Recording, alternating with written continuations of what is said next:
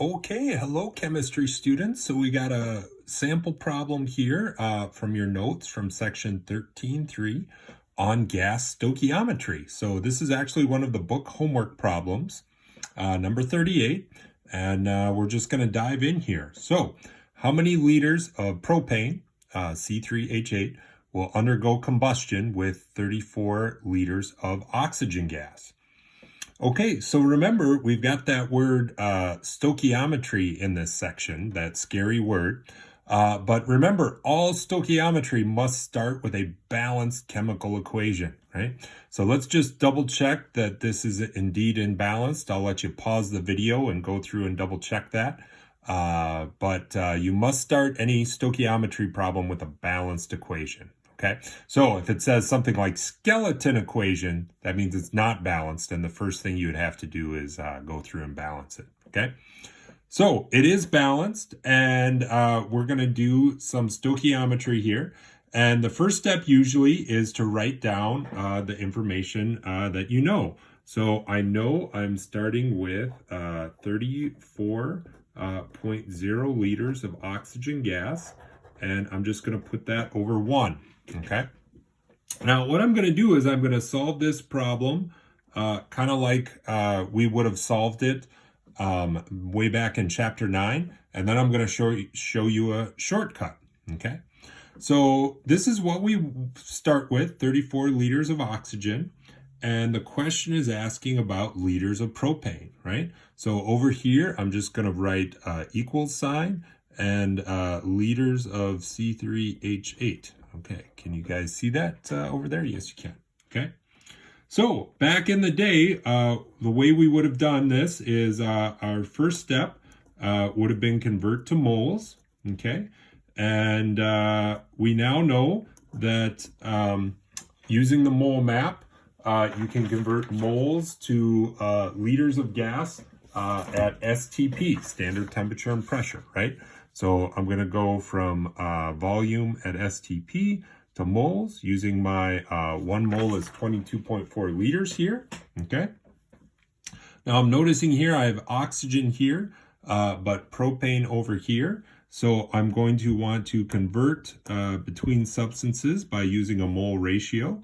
So according to the balanced chemical equation, for every 5 moles of oxygen that go in, I also have to put in 1 mole of propane. Okay, so that's the good old mole ratios, right? But I want liters of propane instead of moles of propane. So once again, I'll use my 22.4 liters, right, from the mole map. Oops, that should be C3H8. Okay. And then we'll double check here. Liters O2 cancels out, right? Moles O2 cancels out. Moles C3H8. I'm left with what I want here. So in my calculator, I would type in 34 divided by 22.4 divided by 5 times 22.4. And why don't we just go ahead and do that here on our calculator. All right, so let's make sure you can see this here. Okay, so let's type this in here. So I have 34 divided by 22.4 divided by 5 times 22.4, and I get 6.8 liters of propane. Okay. Now, notice here, this is kind of a long process. I've got 4 different conversion factors written. I wonder if there's a quicker way to do this, right? We like quicker ways, always, right? So let's start out here again with 34.0 liters O2, okay? And I'm going to show you how to do this in just one step, okay?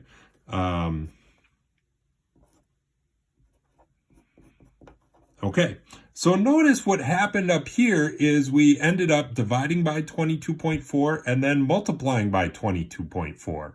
Well, really, the numbers 22.4 just cancel out, okay? So if I forget about this for a second, let's just look at this, okay? So here's the new thing we can do. As long as you have both gases for both substances, you can think of the mole ratio as a volume ratio, okay? See how I have 1 mole C3H8 over 5 moles O2 here, right? This is a mole weight ratio that comes from the balanced chemical equation. Well, the new thing you can do now is as long as both substances are gases, all right, and you're at STP, instead of using a mole ratio, you can use a volume ratio, right? So instead of writing moles and moles, you can write liters and liters. This is our volume ratio, okay? And then the same idea is going to go on. Liters of O2 will cancel. I got my answer here. So then the answer would just be 34 divided by 5, right? 34 divided by 5, 6.8 liters. Okay, so we call that a volume conversion. And that is how to do gas stoichiometry as a shorter step. Now, if this new shortcut confuses you, you're always welcome to go back and do this. Notice you will get the same answer. Okay, nice job, chemistry students. We'll talk to you later.